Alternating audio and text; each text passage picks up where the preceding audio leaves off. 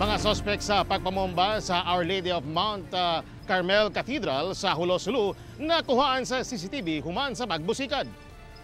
Ang mga sospek ilado kuno sa Hulo ug identified nga miyembro sa Abu Sayyaf terrorist group. Busa naglusa dahil og manhunt operation ng otoridad batok sa maong mga sospek. Aniya ang report. Makita sa unang anggulo sa CCTV nga nagkakumusyon na og makitang nanuol ang mga tao lakip ang usa ka sundalo. Dinhi gituhuang nibuto ang unang bomba.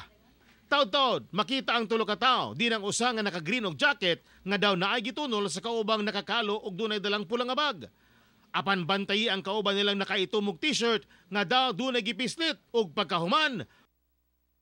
Nanaga na sila og misamot ang kagubot. Dinhi gituhuang nibuto na ang ikaduhang bomba. Sa laing anggulo sa CCTV, makita nga nagkakumusyon ug ang mga tao nanuol na sa pagbusikad sa unang bomba.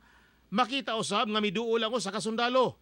Apan bantay ang lalaking dunay dalang manok nga miduol unta sa lugar apan kalit nga mihunong. Dinhi gituhuang mibuto na ang ikaduhang bomba. Sumpay kini sa unang CCTV nga makitang nag-ubang nanagan ang tulo ka mga lalaki.